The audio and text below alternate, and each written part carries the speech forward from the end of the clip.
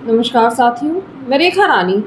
आज 10/4/2025 के press note के साथ आपके समक्ष आई हूँ और पूरी उम्मीद है मुझे कि आप सब मुझे ध्यानपूर्वक सुनेंगे।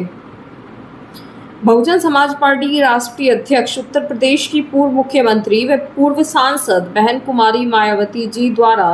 परम पूज्य बाबा साहेब डॉक्टर भीमराव अंबेडकर जयंती और बोधगया महाबोधि मंदिर और वक्फ कानून और भारत और भारतीयों की सुरक्षा आदि के संबंध में मीडिया संबोधन का कुछ मुख्य अंश। लखनऊ 10 अप्रैल 2025 दिन बृहस्पतिवार। बहुजन समाज पार्टी की राष्ट्रीय अध्यक्ष, उत्तर प्रदेश की 4 बार रही मुख्यमंत्री और पूर्व सांसद बहन कुमारी मायावती जी ने आज यहां मीडिया को संबोधित किया, जिसका मुख्य अंश मीडिया बंधुओं, मैं आप लोगों का ध्यान बौद्ध महाबोधि मंदिर गया से संबंधित बोधि गया टेम्पल एक्ट 1949 का अपने देश में और पूरी दुनिया में भी, साथ ही अभी हाल ही में संसद से पास हुए वक्फ विधेयक का भी पूरे देश में हो रहे विरोध को भी लेकर कुछ ज़रूरी बातों की तरफ दिलाऊं। लेकिन उससे पहले मैं आज से 3 दिन के बाद दिनांक 14 अप्रैल को भारतीय संविधान के मूल निर्माता और दलित और अन्य उपेक्षित वर्गों के मसीहा परम पूज्य बाबा साहेब डॉक्टर भीमराव अंबेडकर जी की जो जयंती है, तो उनको आज एडवांस में ही सबसे पहले मैं अपनी और अपनी पार्टी की तरफ से पूरे तहे दिल से अपने श्रद्धा सुमन अर्पित करती हूँ। जिन्होंने कदम कदम पर अनेक कष्ट झेल कर अपनी पूरी जिंदगी इस देश में सदियों से जातिवादी व्यवस्था के शिकार रहे लोगों को आत्मसम्मान और स्वाभिमान की जिंदगी बसर करने के लिए समर्पित की, जिसके लिए इन्होंने भारतीय संविधान में हर स्तर पर इनको ज़रूरी कानूनी अधिकार भी दिए हैं। लेकिन दुख की बात यह है कि उनका केंद्र और राज्य की अब तक रही अधिकांशतः सरकारों में अभी तक भी इन्हें पूरा लाभ नहीं मिल पा रहा है, जिसकी खास वजह से फिर बाबा साहेब डॉक्टर भीमराव अंबेडकर के बताए हुए रास्तों पर चलकर मान्यवर श्री काशीराम जी ने उनके जन्मदिन के शुभ अवसर पर अर्थात 14 अप्रैल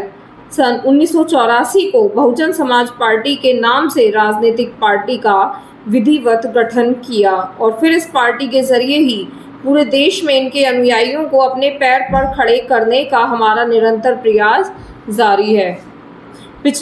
जबकि पिछले कुछ वर्षों से कांग्रेस, बीजेपी और अन्य जातिवादी पार्टियां खासकर बाबा साहेब के जन्मदिन के मौके पर उनके अनुयायियों के वोटों को लुभाने के लिए जो किस्म किस्म के हथकंडे इस्तेमाल करती रही हैं और इस बार भी कर रही हैं, तो उनके बहकावे में ना आकर इन्हें अपनी एकमात्र हितैषी पार्टी बीएसपी के बताए हुए रास्तों पर चलकर ही उनके अधूरे रहे कारवां को मंजिल तक पहुंचाना ज़रूर है। इतना ही नहीं बल्कि बाबा साहेब ने अपने आखिरी समय में दिनांक 14 अक्टूबर 1956 को अपने अपार अनुयायियों के साथ धर्म परिवर्तन करके जो बौद्ध धर्म की दीक्षा ली है,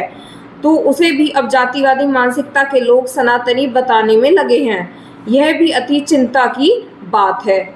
और इस संदर्भ में यह बात सर्वविदित है कि बिहार राज्य का बोधगया बौद्ध तीर्थ स्थल के रूप में देश और दुनिया भर में अति विख्यात है। बोधगया में तथागत गौतम बुद्ध के पवित्र ज्ञान स्थली पर स्थापित भव्य और अति प्राचीन महाबोधि मंदिर में सरकारी और गैर सरकारी स्तर पर गैर बौद्ध धर्म के मानने वालों के बढ़ते हुए प्रभाव और दखल को लेकर पूरे देश और दुनिया भर के बौद्ध भिक्षुओं और बौद्ध अनुयायियों में भारी बेचैनी और आक्रोश व्याप्त है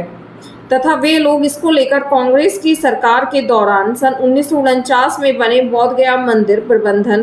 कानून में ज़रूरी परिवर्तन की मांग को लेकर शांतिमय ढंग से काफ़ी समय से आंदोलित भी हैं।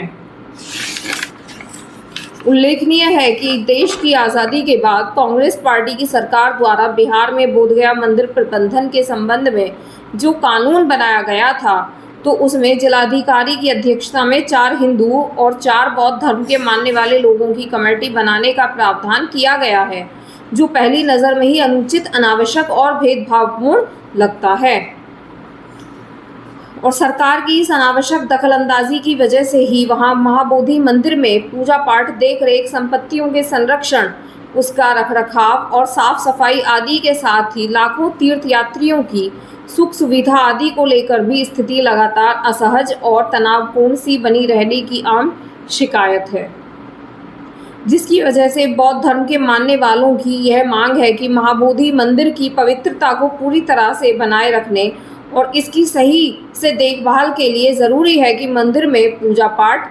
उसकी सुरक्षा और संरक्षण आदि की पूरी जिम्मेदारी बौद्ध भिक्षुओं और बौद्ध धर्म के अनुयायियों को ही सौंपी जाए। जो इनकी यह मांग जायज़ है, जिस पर वर्तमान सरकार को तत्काल उचित ध्यान देना ज़रूरी है। वैसे भी अधिकतर लोगों का यही मानना है कि सन 1949 में जब मंदिर प्रबंधन के संबंध में कानून बन रहा था, तो तभी कांग्रेस पार्टी की केंद्र और बिहार राज्य की सरकार को संविधान के धर्मनिरपेक्षता के सिद्धांतों का सही से अनुपालन करते हुए महाबोधि मंदिर प्रबंधन कानून में किसी गैर बौद्ध धर्म के मानने वाले लोगों की कमेटी का सदस्य बनाने का प्रावधान ही नहीं रखना चाहिए था। इनसे फिर अनावश्यक परेशानी और विवाद से बचा जा सकता था, किंतु अब जबकि यह मामला काफ़ी तूल पकड़कर भारी विवाद का रूप धारण कर चुका है, तो ऐसे में केंद्र और बिहार का एनडीए सरकार को इसमें तत्काल आवश्यक सुधार ज़रूर करना चाहिए। ऐसी बीएसपी की यही मांग है। इस क्रम में नए वक्फ कानून के तहत राज्य वक्फ बोर्ड में जो नॉन मुस्लिम को रखने का प्रावधान किया गया है, यह भी प्रथम दृष्टया अनुचित प्रतीत होता है,